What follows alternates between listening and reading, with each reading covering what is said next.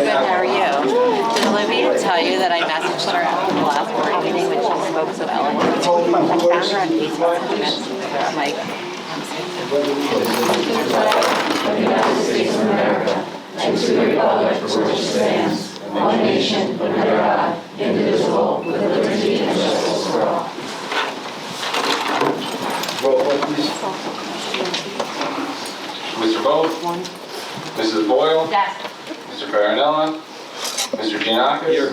Mrs. Miller? Here. Mr. Pender? Here. Mr. Sesselberg? Here. Mr. Cassio? Here. Mr. Panisi? You're here.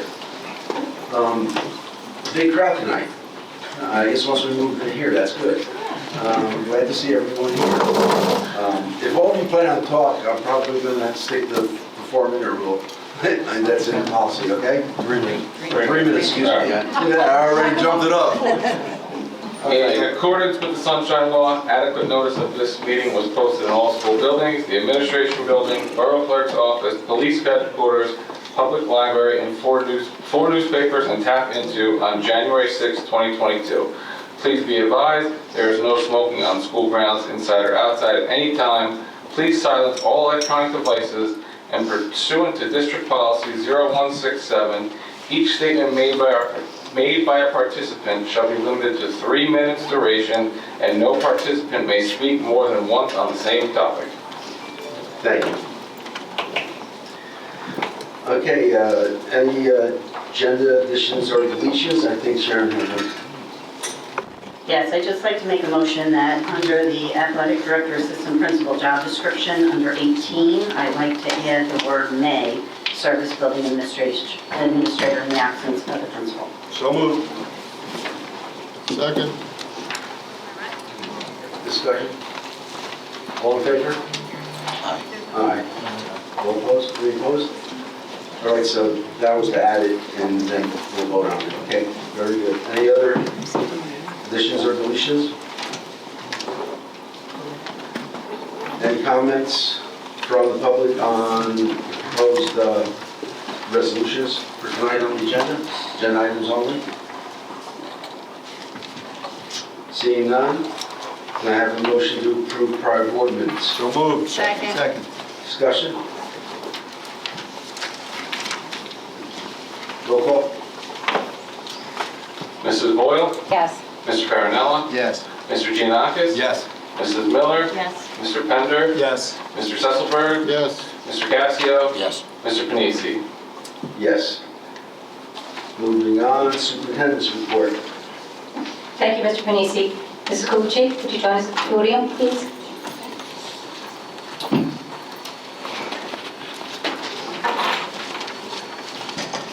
This evening, we have the pleasure of enjoying a video presentation from Franklin Elementary School. This is the next entry from our, for us highlighting the events that happen in our schools.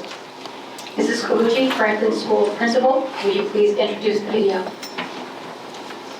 Good evening, everyone. It's a great pride to present to you tonight. Franklin School is reading across America Week. Tonight you'll see a glimpse of some of the work our pre-K through 4th graders have been doing over the past few weeks. Some books read aloud through World Read Aloud Day, classroom activity that was based on story bag full of items, creating stories, and then also some footage from our school-wide Read Across Franklin School Deer session from the old-fashioned people in the room. I remember deer sessions very fondly from Franklin School, sitting in the hallways, and you'll see that. And today you will also hear some students' thoughts on reading. Enjoy. Thank you. Mr. Cassio, is it possible to turn these lights off so we can see a little bit better? If I know what to do, Thank you.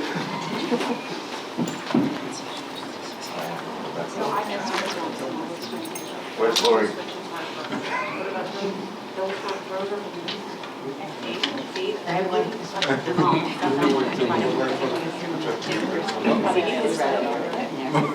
Is that okay?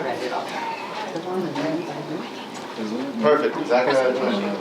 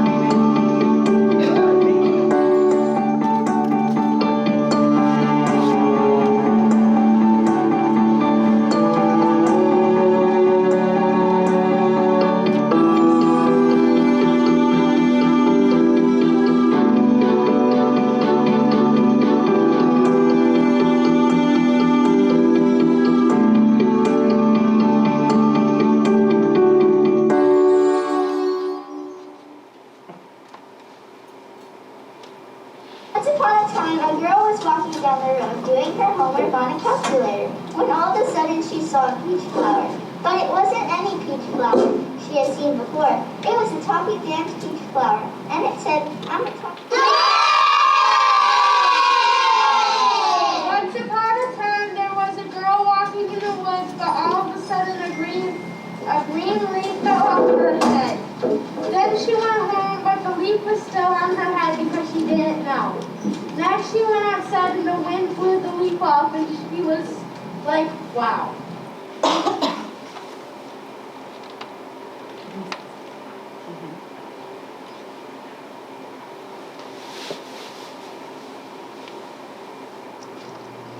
Okay, Logan.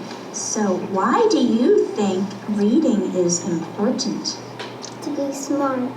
Yeah, reading can help you to be smart because you learn so many things, right? So who is your favorite person to read with? My mom and dad. And why? Why are your mom and dad the favorite people you like to read with? I can't read.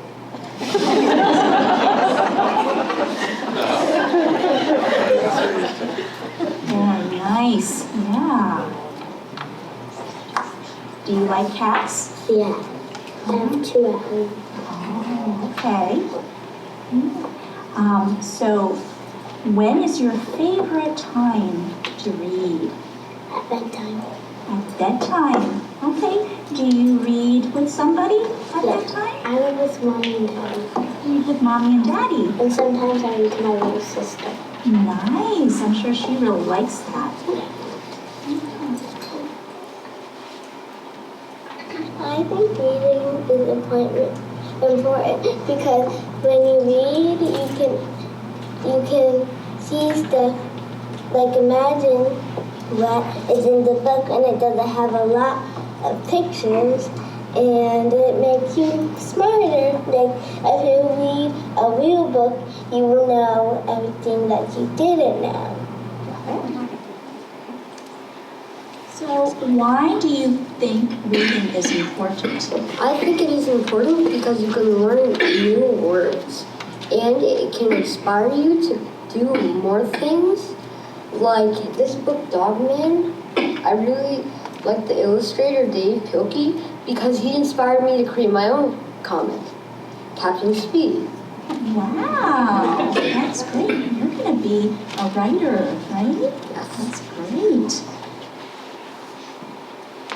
Okay, and tell us about your favorite story. I see you have a book there. Yeah, so this is my favorite story. It's called Softball Surprise.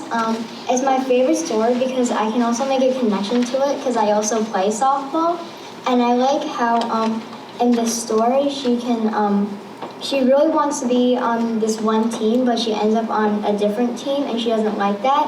And then the coach of the other team asks her a big surprise, which is like she wants her to join their team. Ooh, nice. It's wonderful how you have, like you said, reading books, you can make a connection to your life. Today a reader, tomorrow a leader.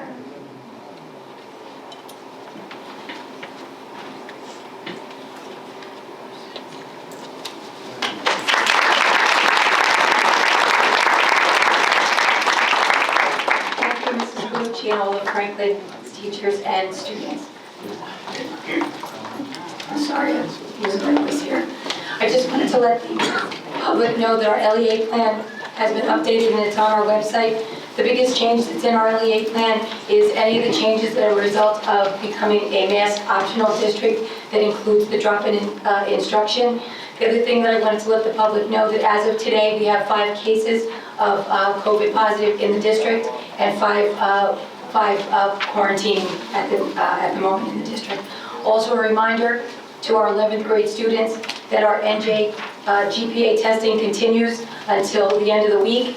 Once it's over, we have our makeup tests on Monday and Tuesday. This is now a requirement that the 11th graders sit for the NJ GPA testing, so please make sure that your students attend if they miss one of the days that they're scheduled for the makeup day. Thank you. Very good. Thank you. Moving on to curriculum, could I have a motion? Second. Nice.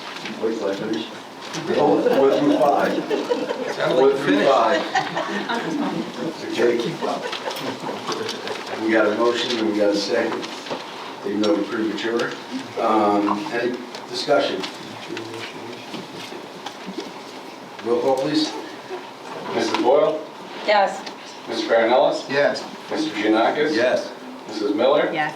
Mr. Pender? Yes. Mr. Sesselberg? Yes. Mr. Casio? Yes. Mr. Panisi? Yes. Have a motion on policy A. So moved. Second. Discussion? Discussion. Deb? I have a question on policy 3233, political activities. Number 2, petitions. Could you please clarify what petitions are part of this policy?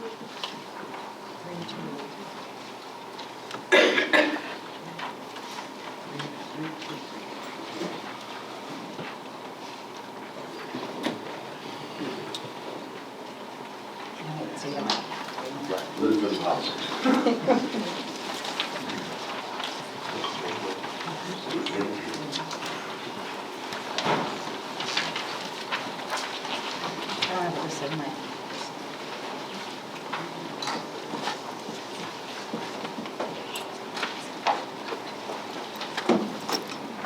Dealing with employees.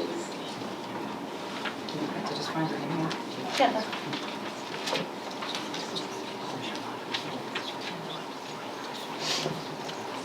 No, it's recorded. She's got it. Sharon's got it. Number 2, right, Deb? Yes. Says a teaching staff member shall not post political circulars or petitions on school grounds, nor distribute such circulars or petitions to pupils, nor solicit campaign funds or campaign workers on school grounds. I'm sorry. Yes, but clarify what petitions are. The attorney. Yeah, I think what that's referring to basically is any document seeking signatures for political purposes. I don't think it specifically means a particular type of petition. It's basically any type of informal document signed by any number of individuals in support of something political. That's the intent behind the policy. Okay, so it's political in nature. Correct. I believe that's the heading of the policy, political activities. Okay, thank you. Okay. Any other board member comments? Roll call, please. Mrs. Boyle? Yes. Mr. Barinellis? Yes. Mr. Giannakis? Yes. Mrs. Miller? Yes. Mr. Pender? Yes. Mr. Sesselberg? Yes. Mr. Casio? Yes. Mr. Panisi? Yes. Personnel, A through F. So moved. Second. Discussion?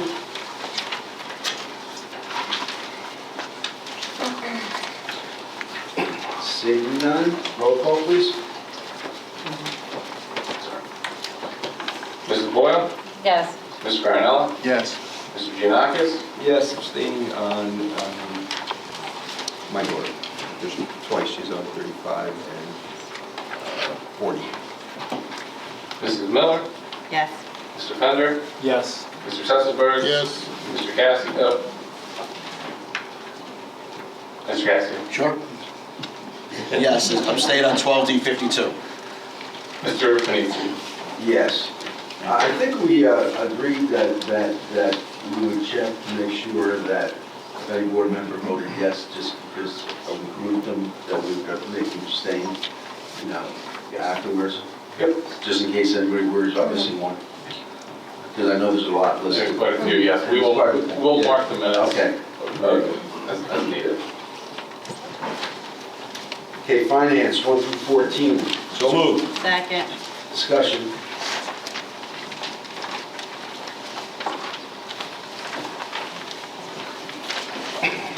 Seeing none, roll call, please.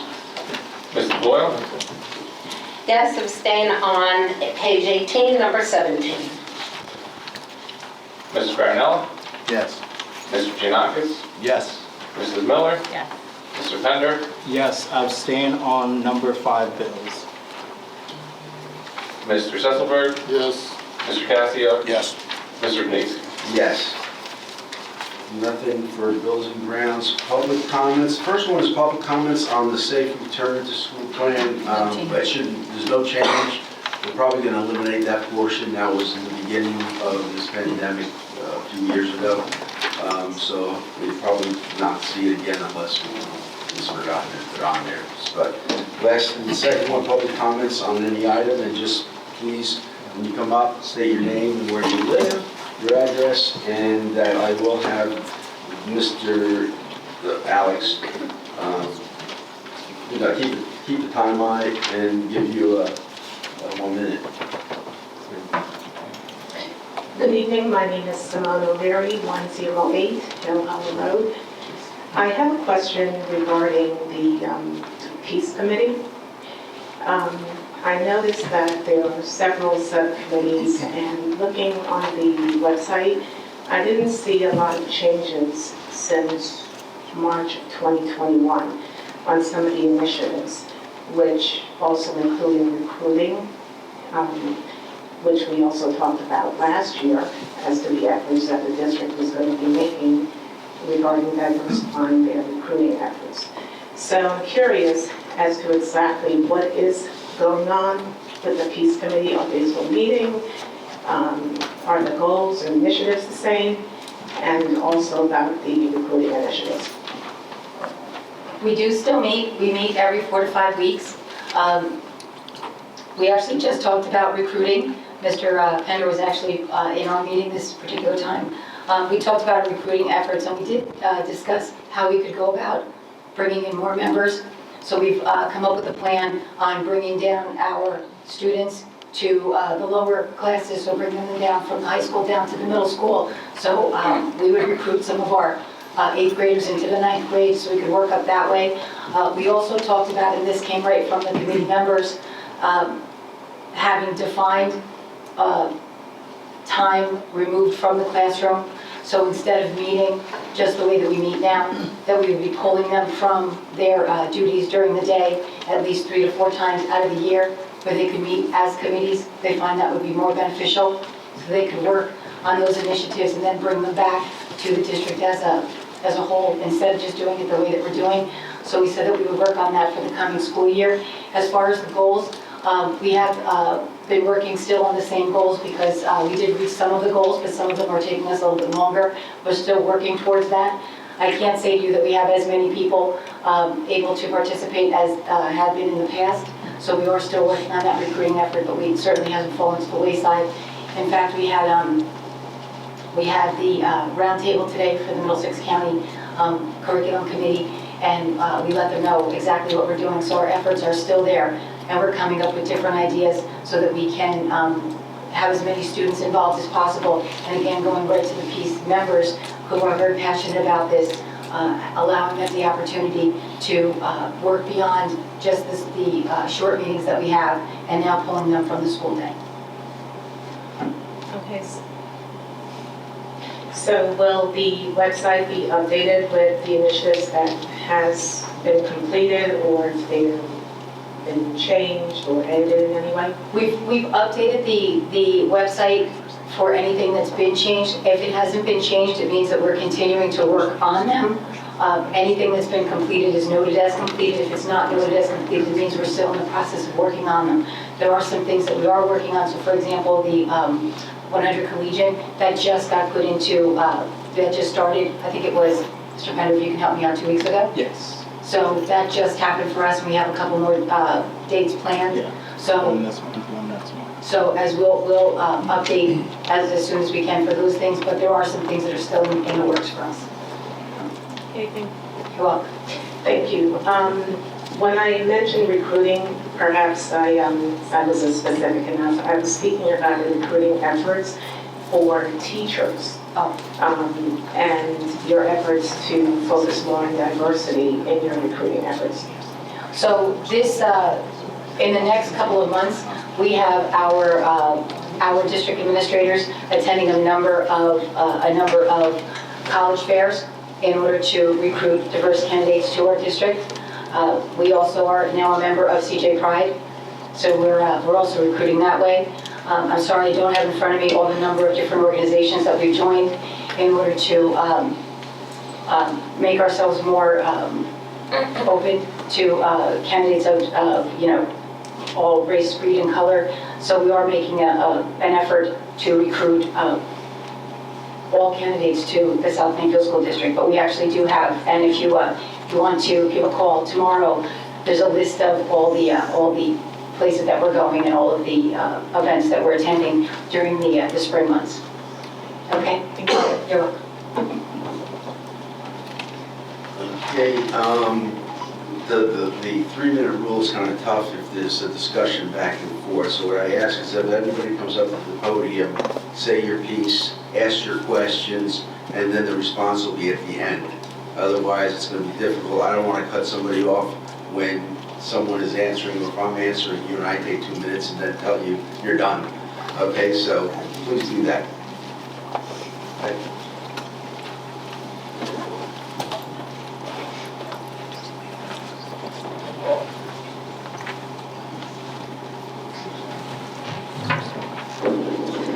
My name is Leon Busamara, live at 221 Shalacy Lane, South Plainfield. I've always been of the opinion that our students are the most important thing in the district. Always. After the students come the teachers, because they are the ones who educate the students. I think that the students in this town trust teachers more than they trust anyone. And that's not to say because obviously there's a lot of teachers here tonight, but it's just the truth of the matter. After the teachers come, I guess, the administrators, or somebody would argue maybe the custodians, because they've kept people safe for the last 2 years. But the administrators are who I came here tonight to talk about. I don't understand why you can't get a meeting with an administrator. You have to talk on the phone. They won't meet you in person. They're too busy. I find that ridiculous. As a taxpayer in this town, as a former board president and vice president of this board, I've always said that the taxpayers in this town pay everyone's salaries. And they should be respected. And if they have a problem or they have some reasoning that they need to get with an administrator, the administrator should make time. I've always said we have too many administrators in the district as it is, but when someone tells you that they're too busy to see a parent or a taxpayer, there's a problem in the district. I've always said that.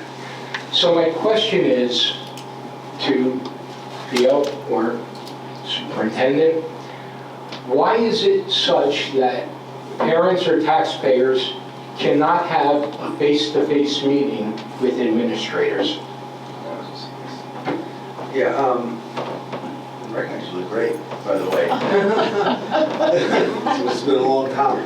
It has It is. I don't know what to tell you. I mean, being an administrator myself, I know the big thing is communication with parents. And then as a superintendent, I'm sure as Dr. Tansey also wants that communication to continue. Whether a face-to-face is needed, I don't know why it's not granted. And, so I can't speak for that. I would expect that if it's necessary, it would happen. And Dr. Tansey wants to come in on that, sure. I have never heard of anybody making a complaint like that, and I'm sorry that that was your experience. I've never had anybody call me and tell me I tried to make an appointment to see an administrator and they wouldn't see me. I hope that that's not the case, if that's your experience and that happened to you. I hope that that's not the case and that you would please call and let me know, and I'll make sure that that doesn't happen to you or another parent in the future. But my administrators, I'm in constant contact with them. They're always meeting with parents. I don't know was it that a parent wanted to have a meeting at a certain time and they weren't available? That I could see sometimes that happens, but I've never heard of a time that a parent tried to make an appointment with an administrator and the administrator said, no, I'm not available to you. And I hope that's not the case. I assure you I wouldn't be here if it wasn't the case. It has happened. As far as time goes, I'm retired. I meet with anybody anytime they want. It makes no difference to me. But it has happened, and it's happened more than once, and I've heard a number of people say that. The problem that I will tell you is when you're talking on the phone to somebody, for whatever reason, if they don't know you, if they don't understand the situation, if the communication isn't direct, something gets lost in the translation. If you're talking face-to-face, nothing gets lost in the translation, believe me. So, yes, I will call your office and see if we can make an appointment and see if that works. Thank you very much. No problem. I will definitely see you. Thank you. Thanks, Lena. Any other comments?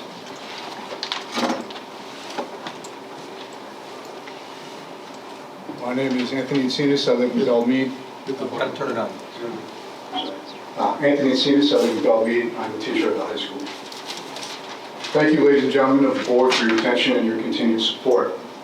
I'm here today to thank you for your dedication and ask for your help in maintaining an atmosphere that is conducive to the success of students and staff in this district. I will begin by quoting district policy. In the belief that the quality of the services of the education profession directly influences the nation and its citizens, the educator shall exert every effort to raise professional standards, to promote a climate that encourages the exercise of professional judgment, to achieve conditions which attract persons worthy of trust to careers in education, and to assist in preventing the practice of the profession by unqualified persons. It is our belief that the South Plainfield Board of Education is committed to maintaining a healthy workplace environment that enables administrative and teaching staff members to fully contribute their expertise and skills to their school district responsibilities. We believe that repeated malicious conduct of an employee or group of employees directed toward another employee or group of employees in the workplace that a reasonable person would find hostile or offensive is unacceptable and is not conducive to establishing or maintaining a healthy workplace environment, and goes against the South Plainfield Board of Education's policy.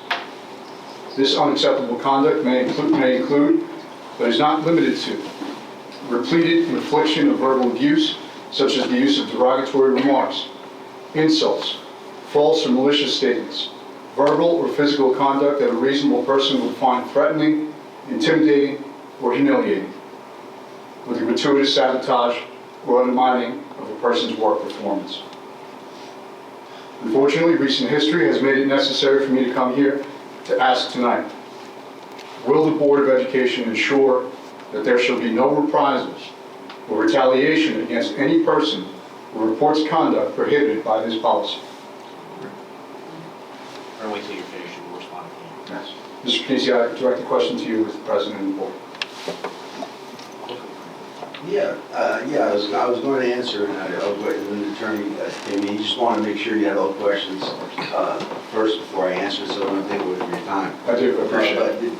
But of course, I hear that all the time. I've said it in the past, and as a superintendent administrator, and I know some people feel in all districts that's the reason for whatever not being open or whatever, and I've never heard of any kind of retaliation occurring, that we're aware of. And there are obviously avenues that if there is any, there are avenues to be able to follow. And we are exploring those. Okay. Mr. Ritter, do you have any questions for me? No. It goes through the chair. I'm the only one who speaks. Board members do not talk during this portion unless it goes through the chair and I say I want them to hear. So Mr. Pender's not responding to anything. No one on this board. It's not supposed to be a back and forth anyway. Okay, thank you.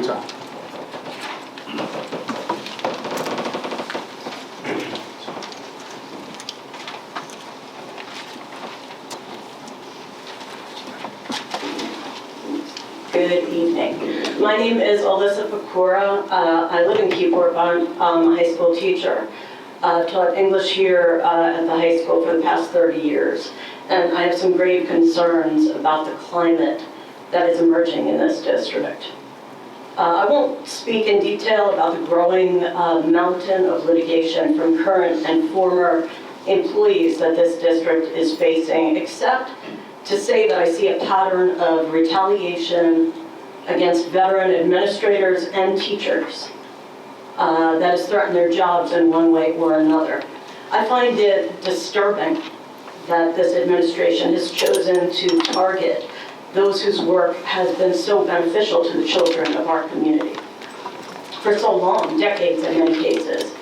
The staff here is well aware of what is going on, and the negative impacts of the actions of this administration are ultimately going to hurt the children of this community. When employees see that their job is threatened, if they speak out, two things tend to happen. First, they leave. They retire sooner than they would have otherwise, or they just find a job in a more desirable environment. Now, some may see it as a good thing if older, more expensive employees leave, but the same thing is true in education as is true everywhere else, and that is that those with more experience tend to be better at their jobs, and our students deserve the best, which means that we should want more experienced educators here. The second negative impact that a hostile climate leads to is silence. Teachers and administrators who think that their jobs are going to be threatened if they express a dissenting opinion or stand up for what they believe to be right tend not to speak out, and that silence is dangerous. There are a lot of bad ideas that come down the pike in education, and often those ideas come from and through administrators. I'll give you some examples.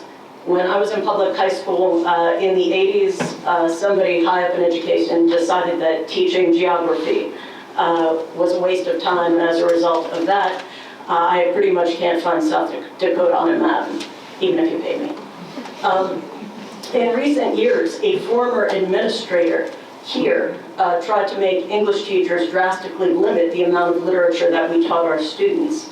I led the charge against that bad idea, and I'm happy to say that Shakespeare is safe today here in South Plainfield. But we need educators who can fight for what they know is best for our kids without fearing that doing so will result in threats to their livelihood.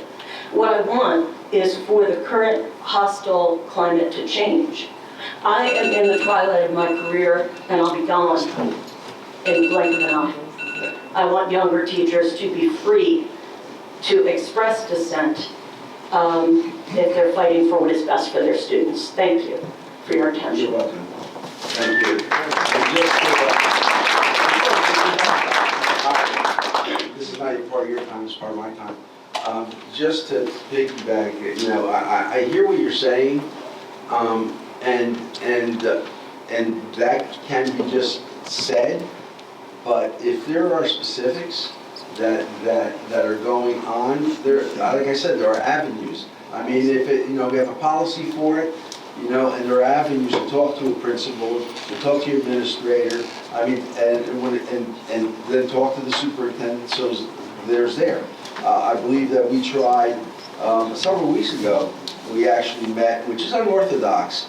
I set up a meeting with the vice president of the association and the president, myself, administration, to talk about whatever's going on, and that was unusual. So we're hearing those things and trying to resolve whatever issues there might be. So I know this board, you know, has worked very hard in giving everybody the tools and trying to get everybody in. And you know, just the comment of you're intimidated or feel threatened, you know, I'm just not sure about it.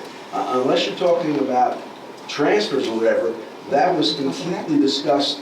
If that's what they're worried about, I don't know what you're saying, because obviously tenured teachers, you know, are tenured, you know. So I'm not sure. But this is not the place to get into the specifics anyway. Right. Yeah, that's, I was trying to avoid the specifics. Right. But I just want to say that I'm not aware if it was shared with you by your association leadership what was said. There were minutes that were taken, you know, and I requested the minutes to be taken so that we could all see them and kind of agree what went on. And we had, you know, we hadn't. And a lot of the things that you're coming up is something that we discussed too. So there is an open line that we're trying to get to, and hopefully, we get there. Yeah, and I'm grateful for that. Yeah, I was trying to avoid the specifics. Yeah, I know, so he slapped me down now, that's all right. Well, thank you, I do appreciate it. Can I go up? Okay. Can I go up? Yeah. Mike's on. So nice to see so many familiar faces.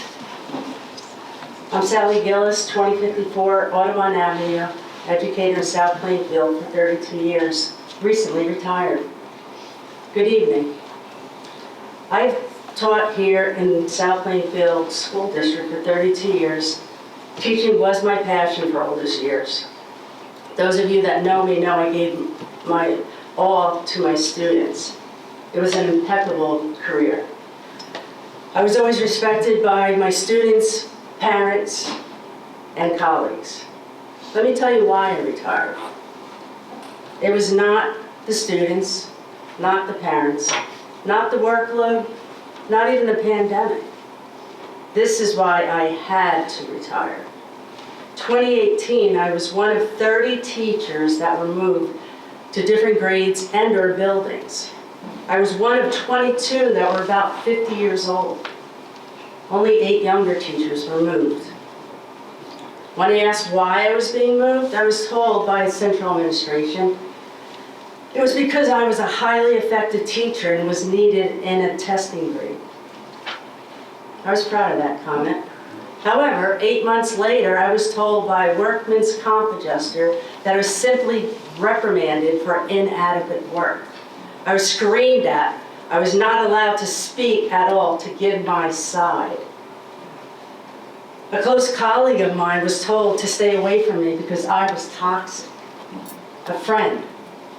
I was accused of being an unprofessional at a workshop, and I owed the district $1,400. I was told I would be notified what my punishment would be. A few days later, I was reprimanded again in my classroom in front of my students. It was awful. I felt targeted and harassed in the place that I loved. Things still continued. That week, I was rushed out of Franklin School by ambulance and placed on medical leave for 5 days. I had my very first panic attack. No district administrator had contacted me to see how I was or what happened. Later, I was told by workman's comp that my case was denied because of central administration stating I was reprimanded for inadequate work. Wonder what I did wrong. There were others involved in my situation of intimidation, but in fear of retaliation, I will not use their names. A group of us tried to schedule an appointment with central administration so that we could have closure, move forward in a positive manner. Unfortunately, we got canceled 3, 4, maybe even 5 times. But finally, we met on the very last day of school, after school, with the superintendent and the superintendent. That's time. However, with due respect, may I please continue? That's time, because if we extend it for one person, we have to extend it for everybody. Can I sit down and get up and finish? It's up to the board president. Let's get through the other Mr. comments Pio, first. may Let's get through the respectfully other- please complete my... Let her finish. Stop, that's our policy, I told you from the beginning. Take our I told you time. from the I've never beginning. been the same. I am scarred. In fear of retaliation from administration, I did not file my complaint until my daughter was left the district.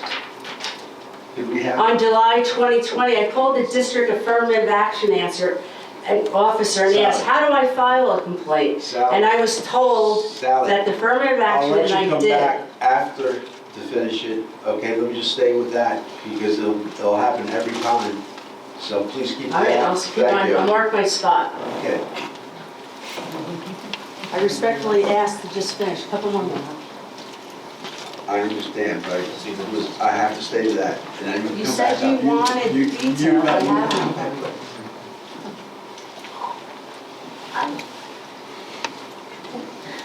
Good evening, ladies and gentlemen of the board. My name is Marla Vandermark. I'm from Manalapan. I'm a high school teacher here. I am fully aware, based on what I'm about to say, that there might be some consequences. The past 2 years have been nothing like any of us have ever experienced. When I started teaching 28 years ago, I expected some bumps along the way, but a pandemic was never on my radar. But 2 years ago today, we started our very first day virtually, and in my opinion, the teachers in South Plainfield were outstanding. I don't think anyone outside of a classroom teacher could truly understand what it was like to leave on a Friday, hoping you had all the resources you would need, try to change everything you've done in your classroom in person to virtual and keep the students engaged, but also miss your colleagues and students at the same time, all while worrying about the health and well-being of your own family. We built relationships with our students throughout the year, and we went home that Friday having no idea if we would see them in 2 weeks, or in my case, since I taught seniors, ever again.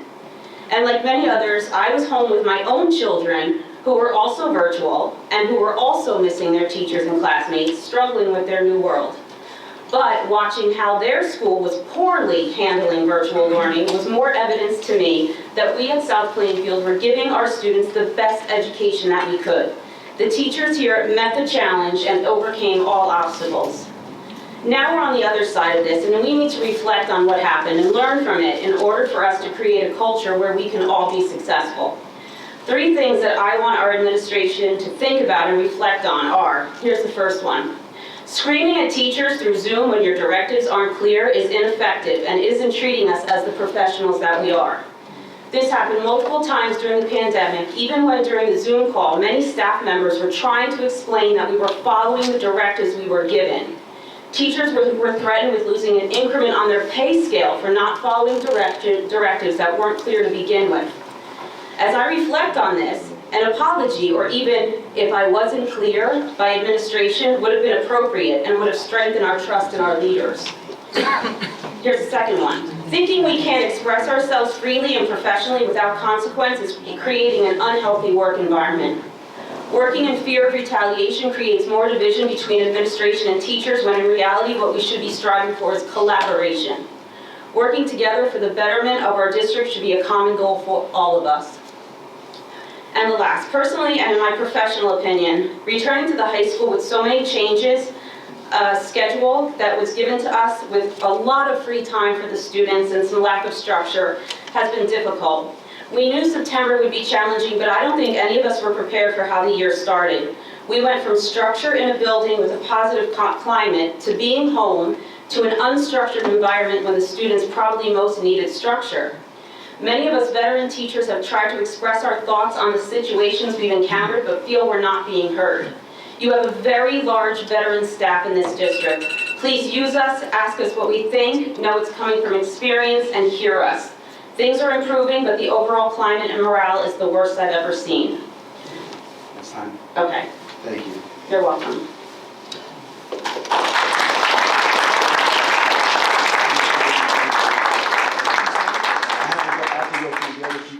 Okay, no, I understand. I respect them. Okay. Good evening. I'm coming as a parent, actually, even though I do work in the district. And my question to the board today is concerning the intervention and the process. I have a daughter who's struggling in the AP course, and I have had communication with the teacher and administration. My question would be today, when there's a conflict of intervention schedules between the student and the teacher, how does the student benefit in getting the necessary help, guidance, or support to improve their grades in the subject he or she is having difficulties in? My experience is, unfortunately, my child is struggling, and unfortunately, she's been asking and trying to get help. She does get help, but there's always too many conflicts where the teacher, unfortunately, just is not available. I will say to the administration, thank you for trying to help her get a tutor, but she's failing, basically. If you were to look at her grades, She's an 80 student, but in this advanced placement history class, she's failing. So my question is, how do I, as her parent, support her to hopefully do better? Home, she's struggling. She's up 1, 2 o'clock. You got, well, I want to say you guys, excuse me. The teachers don't see her crying, upset. She was the honor roll last marking period because she got a ding. My standards are probably way too high. I have a son who's graduated from this school in 2011. He graduated top 10% in his class. So I'm just giving that as a guidance to see what type of parent I am.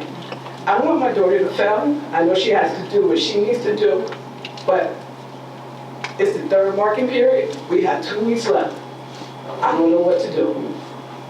How do you help me help her be a successful student in the South Plainfield School District?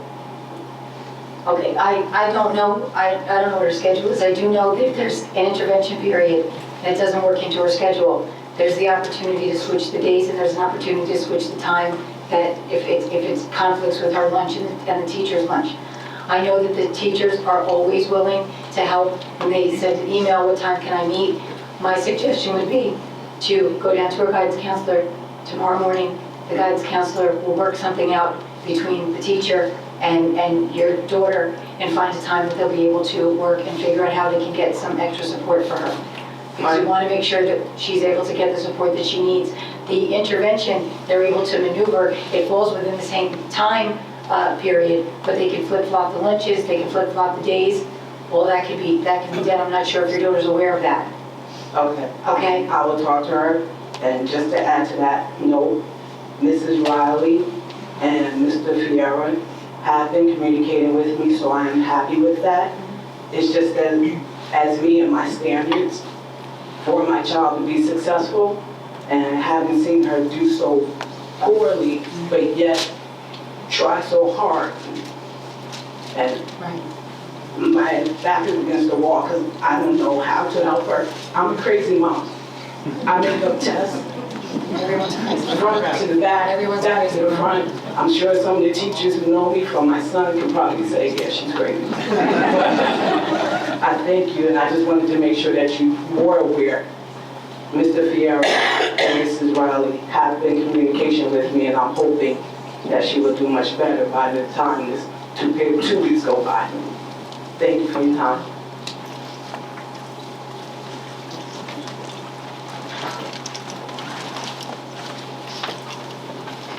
Good evening.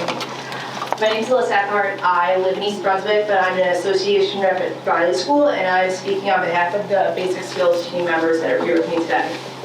Looking back on the past few years, the South Plainfield Basic Skills team has seen tremendous growth and structure.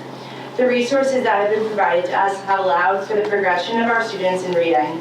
For example, the SIPS intervention system for phonological awareness, phonics, and sight words have been provided to each BSI teacher. The added basic skills teachers have permitted us to reach more students and instruct them more days a week for longer periods of time.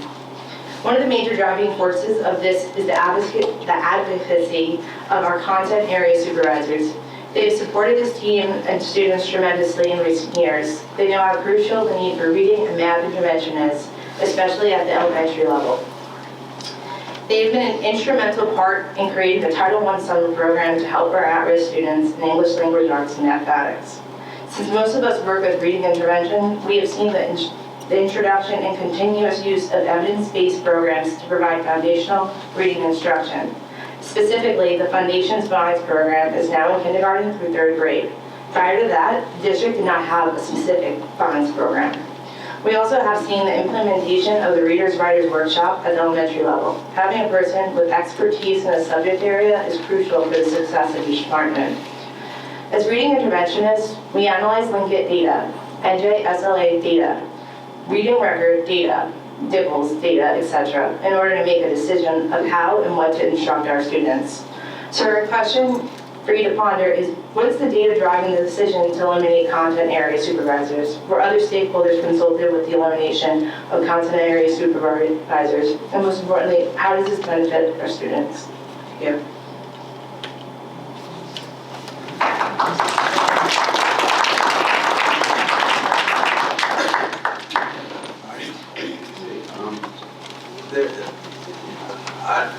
I guess the information's going out about the supervisor or whatever. There's nothing firm. There's been no organizational chart. There's been nothing discussed here. So whatever information you're not getting it from us directly, and whoever is telling this information is not getting it from us. So we're really not going to comment on that at all. And you're not getting the full picture. Right. We're not getting, yeah, we can't talk about it right now. Okay, so we hear you, but we can't talk about it right now. Okay. Good evening, everyone, and all my old colleagues that I get to see tonight. My name is Gail Casimir. I live at 1454 Cherry Street in South Plainfield, and have lived there for 38 years. Just to give you a little background on me, I have a teaching degree in phys ed and health. My children went all through South Plainfield schools. They did very well here. I was always very involved in my kids' lives. I remember Mrs. Winston at Franklin telling me, Gail, ever know how to not put your hand up and volunteer for everything. That's the way I was. But as my kids got older, I started subbing in district, and I just loved it. I subbed a lot of phys ed classes, because who wants to do that? Nobody, unless you were a phys ed major. So I did a lot of subbing for many years, and after that, I got a job as a paraprofessional at Franklin, which was the best thing that ever happened to me. During my years as a para, I was vice president of the Paras, and I was on negotiation team for 3 different situations. I worked at Franklin School for 14 years and at Grant for 3. I'm so sorry. This is something that I've been wanting to do for quite a few years, and just not getting up the nerve. But I have to tell you that above anything, I loved my job as a paraprofessional. I lived to be a paraprofessional. People used to laugh at me because it would be the middle of August and I'd say, I can't wait to get back to school. And they'd go, you're crazy? No, but I just loved it that much. 3 years ago, I was ready to leave for vacation, and I got a call from the administration office that informed me at that time I was at Grant. That was my choice. I wanted to work for Ellen Decker Lawrence. Everything was terrific. But this phone call told me that I was being transferred in just a few weeks over to the middle school into a class that had 5 children, 5 paras, and a teacher. And I was to be a one-on-one with one of the children. I never would have had an issue with that, except for the fact that I had 0 training in dealing with this child. He was nonverbal. I don't know. I was a phys ed teacher. I was always yelling in the gym. Anyway, it bothered me that I got no help. So I went to school that September, and I tried. I did. I even went back to my, back to my old job and asked why I was moved, and no one could tell me why. Because I'm going to tell you the truth. When I would walk out of school, teachers would say to me, God, can I hope I have you in my class next year? That's about it. All I want you to know is that I was so hurt. I just didn't feel that someone who put so much time in education in this town could have been treated the way I was. Never told why I was moved, and it hurt. It hurt. And to be honest with you, it still hurts. And that's why I'm still crying. So anyway, hello everyone. Thank you, board. It's nice to see all you guys again. All right, thank you very much.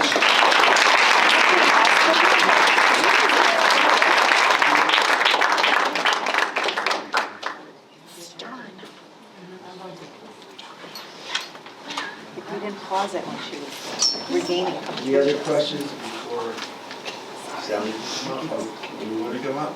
Oh, sure. No, I'm just saying, I know, I want some. No, Sally will go first. No, Sally's going to last. first. We're gonna finish.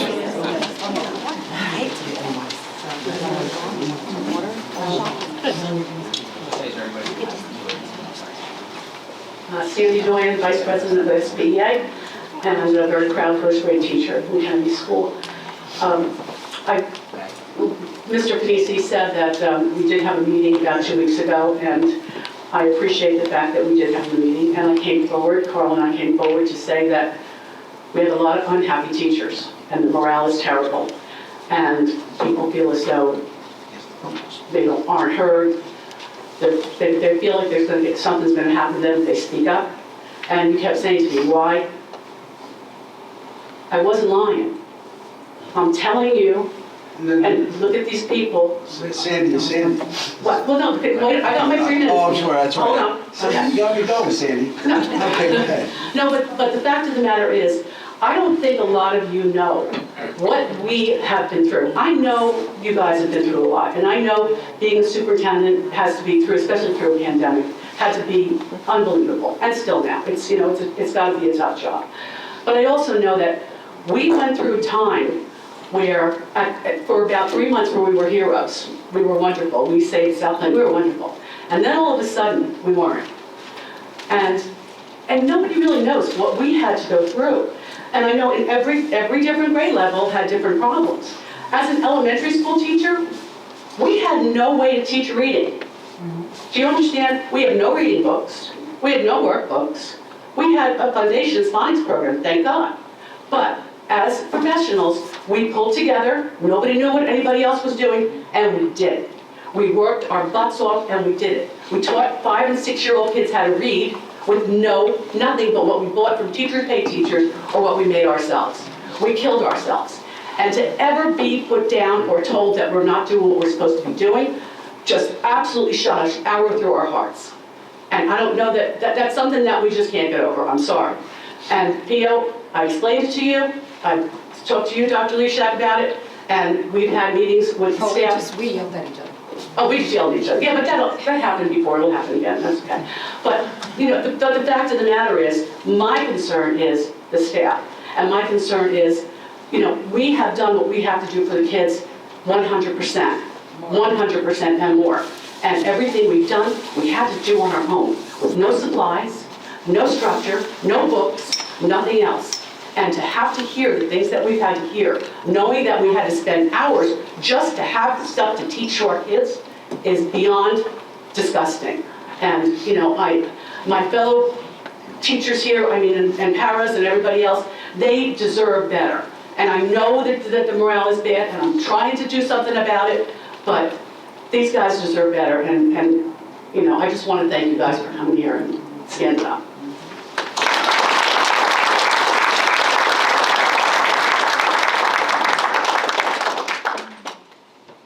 Anyone else before I let Sally go, and she will be the last one? So I want to hear later that cut everybody off, okay? Yeah. Yeah. Don't start. I don't want to go up and cry. Okay, Sally, finish. Sure. Yeah.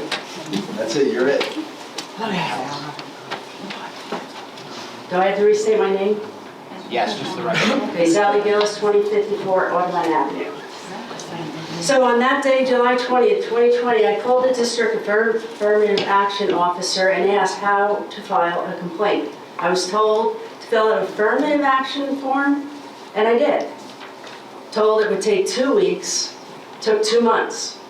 I gave 20 witnesses for the investigation, but only 4 were called.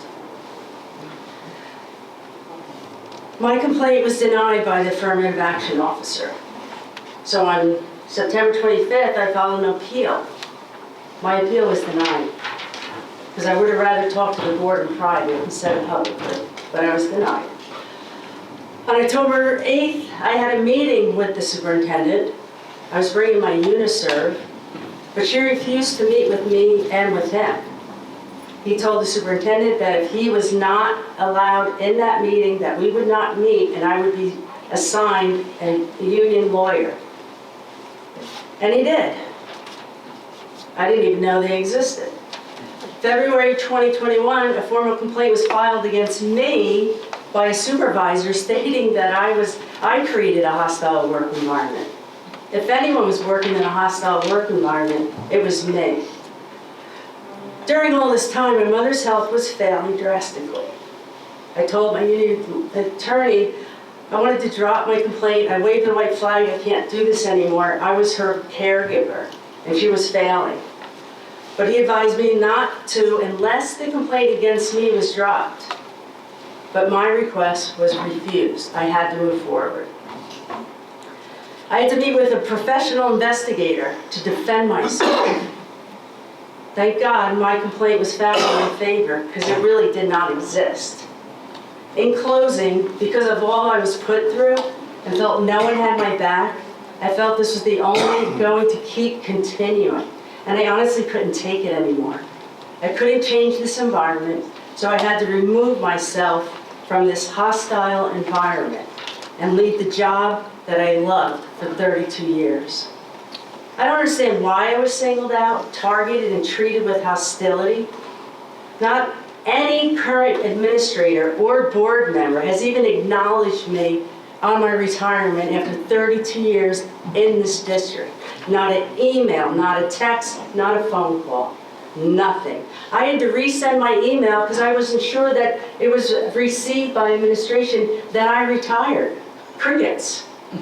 Thank goodness for the secretary, she said, yes, your paperwork was received. That was it. No good luck, no goodbye, no adios, no see you later. What has happened to this district? Why are people afraid to ask questions? 5 seconds. 5 seconds. It is a very sad situation. The morale has never been so low in South Plainfield. And no, it's not the pandemic. Thank you for your time.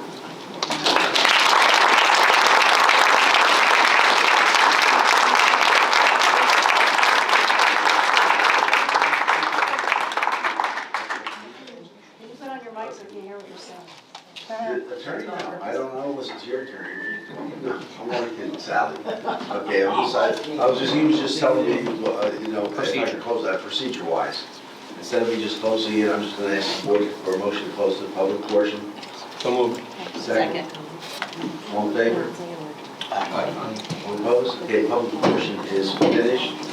At this time, before I move over to board member comments, there were some comments that were made that I held off on the superintendent responding until the end, because what I didn't want to just go back and forth or whatever. So I'm going to let the superintendent make her comments as to some of the things that were said, and then we'll open it up to board member comments, and hopefully we'll be out of here within an hour or so. All right, there's a couple things that I wrote down. I might not remember them all. I'm sure you'll shout them at me if I forgot. First, I want to address the issue in regards to retaliation and what seems to be the transfers. In that meeting that we had a couple of weeks ago with the SPEA, what we talked about when I had the conversation with Carl and with Sandy was, all I keep hearing about is everybody's afraid of retaliation. And what was brought up there was everybody's afraid because of the transfers. The transfers happened 5 years ago. And we went over how that happened. Now I have the minutes with me. I can read it from the minutes, or I can tell you exactly what happened. When we decided to make the transfers, we didn't just decide one day, we're going to move some people. The principals and the supervisors and the central office administration met in the conference room, and we looked back on data from 3 years prior, and we looked at those teachers who needed some help. Their numbers were not good. We felt that they needed some improvement. Maybe they weren't in the right grade level, maybe they needed some additional support. We weren't sure what it was. We just knew they weren't in the right placement. Then we looked at some teachers who were doing very well. They were very strong in their role. Maybe they were amazing third grade teachers, or second grade teachers, or fourth grade teachers. And we needed to move those teachers to make another team stronger. And in some cases, it was in the same building, and in some cases, they had to be moved to another building. And although there were some growing pains, we're there to serve the students. So we didn't just decide one day, we're gonna make some changes. We did this over a number of weeks, and everybody, every administrator and every supervisor was involved in that decision. And if I looked at somebody and I said, and if you don't mind, Sandy, I'm gonna use you as an example. And I said, Sandy Doyen's numbers for the last 3 years aren't the same as she's the second lowest in the district, or something's going on. Her principal might have said, you don't understand. The last 3 years, the classes were made up of X, Y, Z. And that principal fought. No, that's not what the issue is. And in some cases, there was no rationale for why that number was low. Maybe that teacher was just placed in the wrong place. So we made the change. But before we made that change, we met with the SPEA leadership, the president and the vice president. We met in my office, and they were aware of all the changes that were going to be made. And I don't know if that conversation was ever had with you, and I don't know if I'm saying it now, and maybe I should be. Okay. So the SPEA president and vice president were aware of the changes. They agreed that those changes needed to be made, and everybody was on the same page. When we made those changes, when everybody was upset, I understood that the SPEA leadership was going to have to support you. It was what it was, and I sat back and I listened because that's their role. I was my union rep when I was a teacher as well. So I understood that was going to happen. And in our meeting the other day, when I had the conversation with the SPEA leadership, I have heard for years that the teachers are deathly afraid that if they open their mouth, they're going to be transferred. And I said, it's been 5 years, but you keep creating this narrative. 7% of the general education population of teachers were moved. 7%.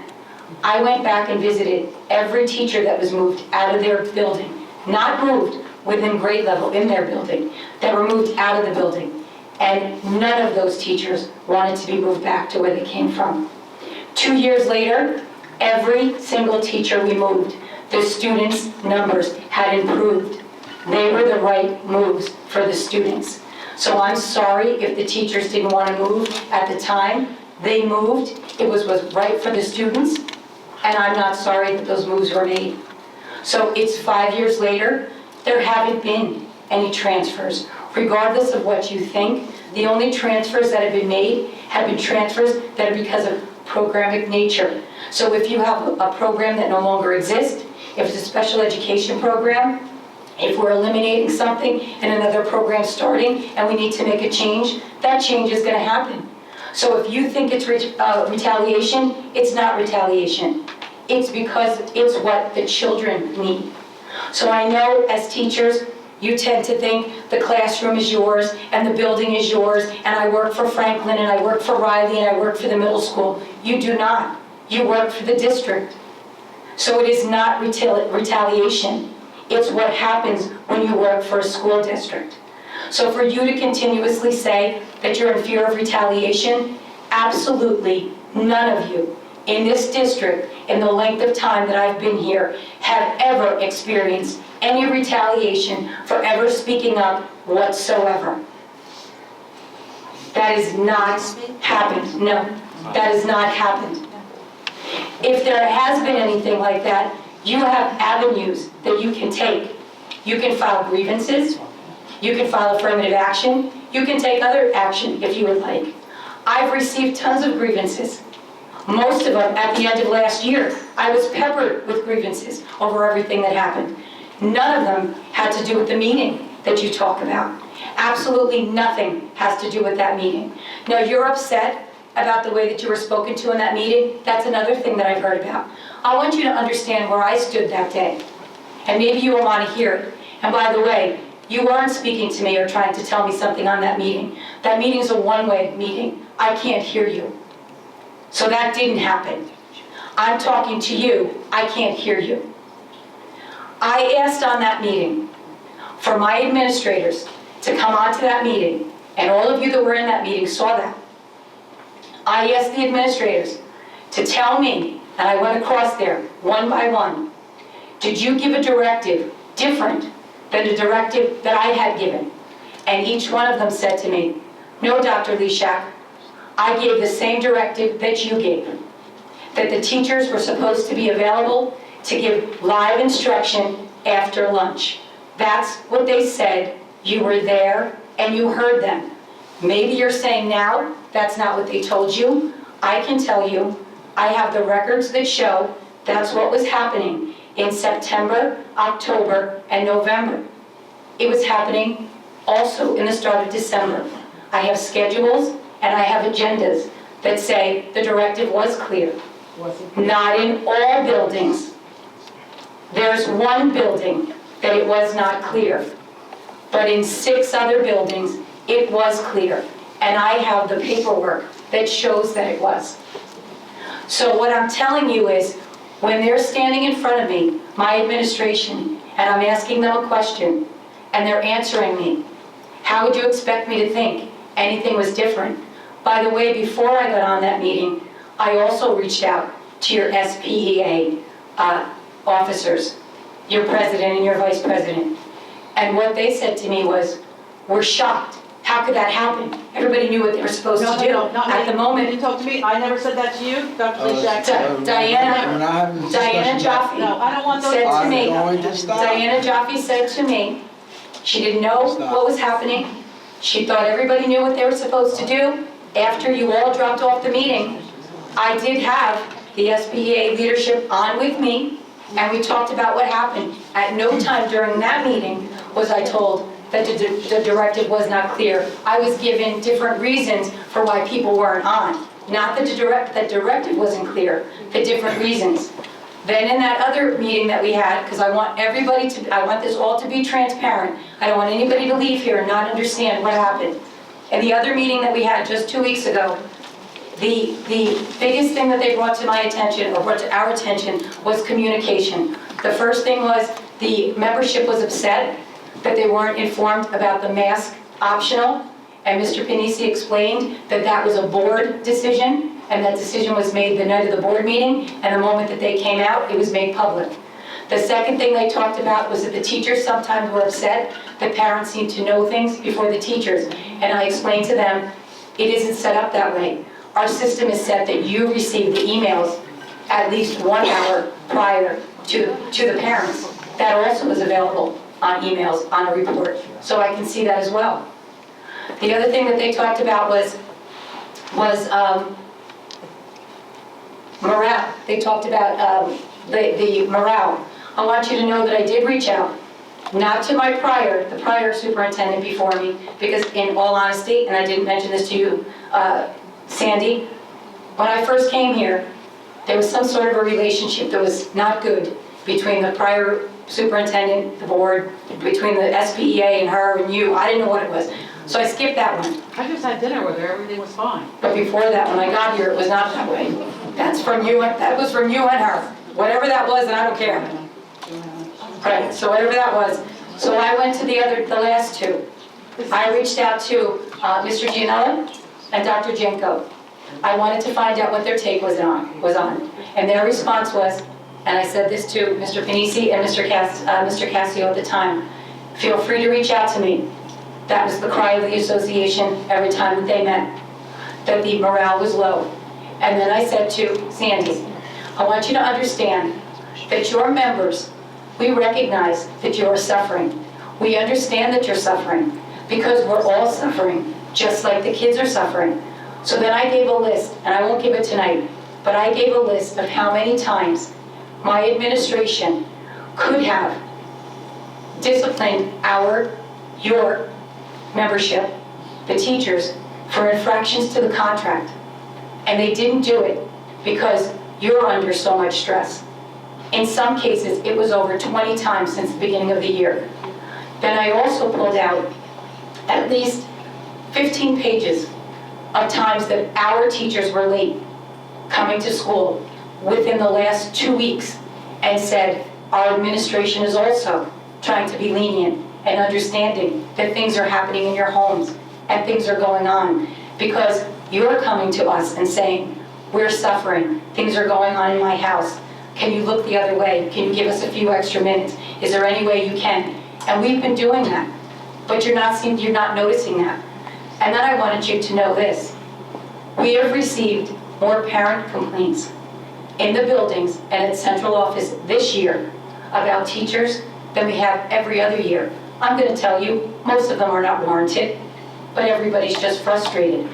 And my administrators, my assistant superintendent, and myself have done nothing but defend you every way we can. We understand what you're going through. But for you to say that you are afraid to speak up when you have never been retaliated against, when you have created this narrative with absolutely no facts behind it, it's not true. It's absolutely not true. I'm telling you, I'll answer any question anybody wants me to answer. You know where I am. You know where I am. You can reach out at any time. I've offered myself to the SPEA. I will tell you, to date, other than that meeting, I've never met with the SPEA this year, the way that we would normally meet. I had never met with them. So I don't know what exactly you want me to say at this point. Now you know exactly what's happened, so you can lay to rest the retaliation, you can lay to rest the story about the transfers, you can lay to rest all the other things that you've come up with. It's just not happening. You just didn't come up with it. Intimidation. Stop. It doesn't work like that. But the transfer thing. Stop. Folks, it's not back and forth. I gave each person a chance to speak and didn't interrupt them up there, so it doesn't go back and forth. If there are things you want to continue, you have an avenue to talk and meet with the superintendent and then, or your principal or whatever, and that's what we're trying to get through.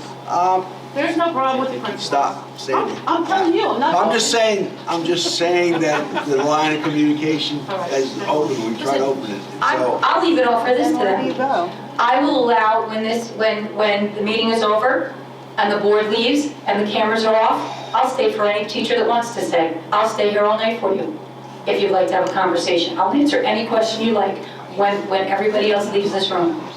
thank you. Okay, when did that? We're moving on. Okay, board member comments. Board, what? You want to make sure that's okay. Board member comments? Phil. On a totally different subject. I just wanted to let everybody know, the public on the videos and the public in the room here, that the South Playfield Spring Musical is April 8th, 9th, and 10th. They're doing Mamma Mia.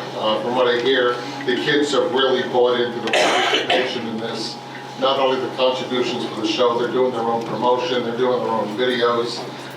If you see the posters around the hallway here, I understand a student put that together and did all the publicity, and it's really a fun show. And they actually chose to do this show after last year's production of Guys and Dolls. So that's April 8th, 9th, and 10th, 8th and 9th at 7 p.m. and on the 10th it's at 2 p.m. Sunday matinee. So all the tickets are $10, and it would be really great to see these kids. And on another note, I just wanted to congratulate the two of the retirements we did tonight. Karen Bakunis, who's a personal friend of mine, I've known her for years, and especially Joan Stacio, who went through this district as a student. Her kids went through this, and what she has done with the vocal and orchestral, any type of music program that they needed her for, she jumped right in, and she's going to be sorely missed.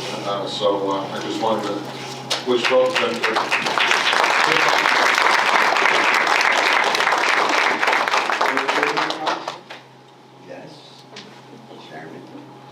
I also want to congratulate Karen and Joan on their retirement. I want to thank them for all the years of service and for all they've done for our district and for our students.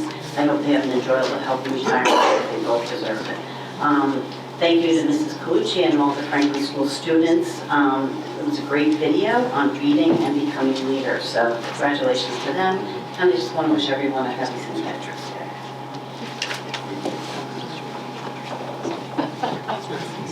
Anyone else? Debbie? Yes, I want to thank our teachers, our staff, our powers, and our parents for bringing your concerns publicly forward. Thank you very much for speaking and using your voice.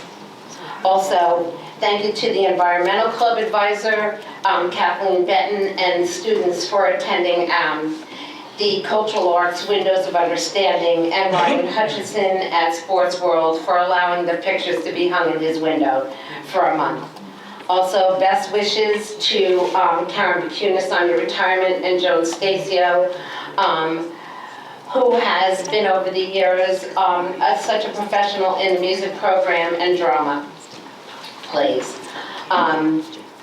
Also, I enjoyed reading virtually for Read Across America, and I am working presently with New Jersey school boards on collecting items, products to go to Ukraine. It'll go through New Jersey school boards and a Ukrainian church. If anybody wants to participate in donating diapers, formula, feminine products, Neosporin, any of those items, you can reach out. Thanks. Any other board member comments? John? Yeah, I thought about this a lot and I've listened to the conversation. This wasn't exactly what I thought was going to happen when I drove back from work tonight. But I want to say this.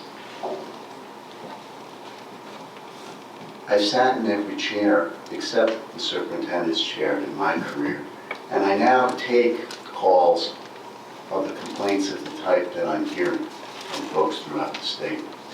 And if I had I can tell you, the world is very different right now. And I can't tell you how many times I say to folks, go back before you strike a match. And you need to have those difficult conversations, but don't shut them down. And I don't think we're doing that here. I hope not. I know everyone cares. But what we've lost along the way here is our ability to disagree civilly at times. And I can't tell you, and that's not a negative statement about anyone, but we need to get to the root of what will fix the problem. Because this is a smart group here.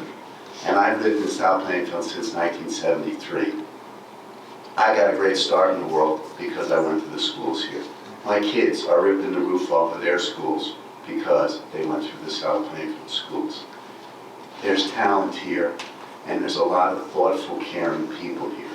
I don't have an answer tonight except to say we can't kill each other. And I know that emotions are high, and there are legitimate concerns that everyone is raising on all sides of the fence. But my point to you is you can't solve them with these really strong responses, especially with conflict. I mean, the aggression will be remembered forever. And the relation, I can't tell you how many times I say to folks, it's so important that we put the pieces back together, because the last 2 years has been very destructive, not only inside schools, but inside of other places in the world. And right now, schools are safe places for people to figure things out. They're one of the few places left, I think, in the world. I'm really proud of all of you. I'm proud of the people who are trying. We don't have all the answers. I do think give each of yourselves a break. Give the principal a break, give the teacher a break, give the parent a break. The parent's coming to you and saying, I want the best for my kid. They're going to argue for that. That's the most important thing in their life. And you all know that. I'm not saying anything that you all don't know. But I don't think anybody's here who doesn't care. It's just figuring out how to put the pieces back together, given the fact that we have been pulled apart in ways that no one's ever seen. Schools don't look right anywhere right now. And kids don't feel right. My kids don't feel right. And we're trying, all of you, to fix that. It's not going to happen tomorrow. But my suggestion here, having heard what's gone on, and I understand it, let's give each other a time now. Don't respond when you're really mad. I guess that's the best advice I think I give to folks every day when I talk to them. when you give it a chance and then have those difficult conversations. You can disagree, and you can both be right when you disagree. Or three different sides can be right. And I have confidence in all of you. I'm proud of all of you. I'm thankful that teachers are great people. They're the best people in the world. You change, and you don't even know what the story's going to look like of the kid that you touch. That story's not yet written, but because of you, you change lives. And that's really important to me to say that. I love being a teacher. I love being a principal. I like being a lawyer, listening to people resolve these conflicts. Okay? But the reality is, you're all good for it, and that's why you're here. And it's good that you're saying these things. I think you are able and not so worried about retaliation because you came here tonight. You're strong enough to do that, and I'm proud of that too. And we heard our superintendent being strong back. Somebody's got to do all these jobs. Not one of them's easy. Not one of them. And that's the God's honest truth. And I lived with a superintendent who was my father. The smartest person I ever knew. I know, anyway, I'm going on too long, I'm holding the meeting up. But my point to all of you is, thank you, let's get it done, and we'll figure it out. But let's not create permanent damage. There's enough damage already been done. Thanks.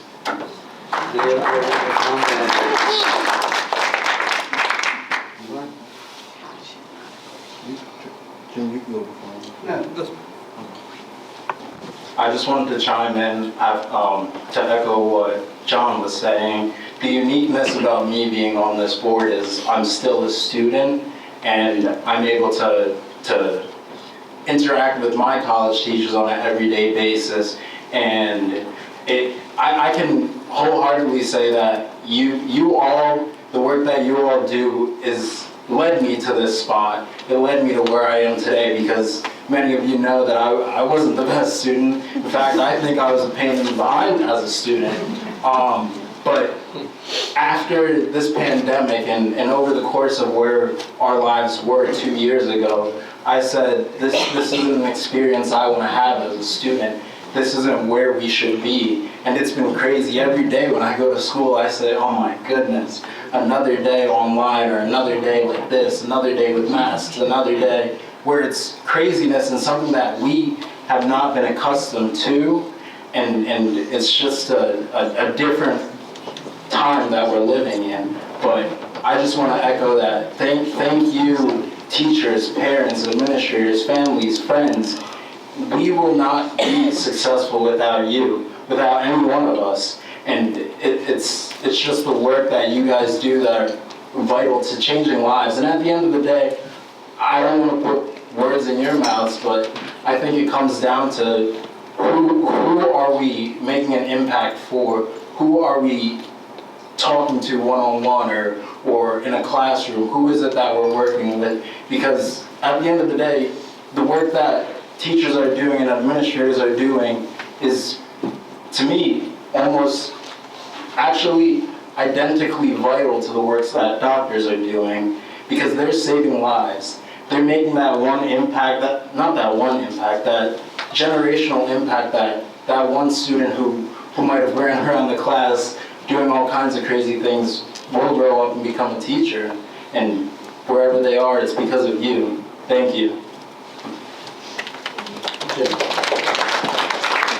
You know, I'm sitting here and I'm trying to take it all in and figure it out, and I want to go back to that Franklin School presentation. That was fantastic, and that's really what it is all about. I mean, I think back to when my kids were in Franklin School, and things were so much simpler back then. But what a great presentation when you look at the kids when they're that little and they're that innocent, and things are so great. I mean, one of the things that sparked me to become a board member is I saw a bumper sticker that said, if you can read this, thank the teacher. And I thought to myself, my God, that's so true. You know, you have our future in your hands, and everything that you guys do creates our future. You really do. And I've always said this, and I've always meant it. You guys are fantastic teachers. Sally, I've never heard anybody say your name and not say you are one of the best teachers in the school district. I'll play with you, Jim, you know that. Right, and I'm serious. I'm serious, Sally, I've never ever heard that. I've only heard fantastic things about your career and everything that you've done, especially at Franklin School. So.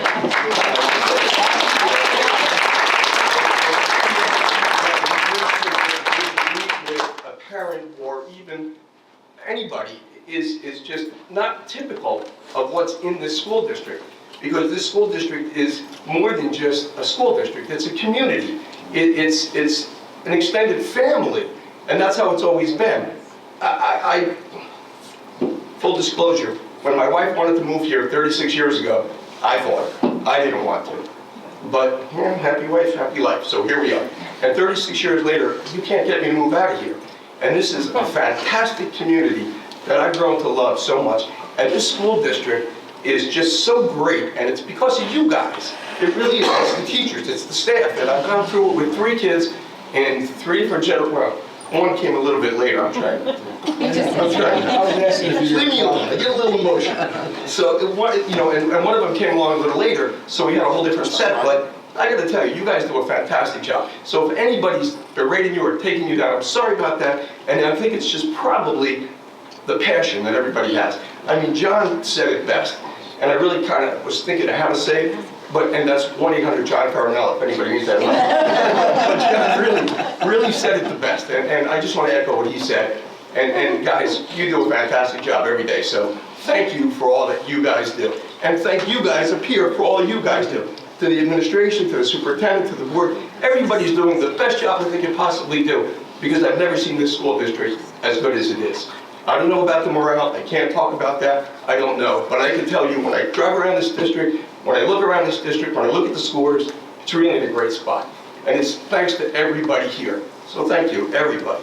And happy St. Patrick's Day.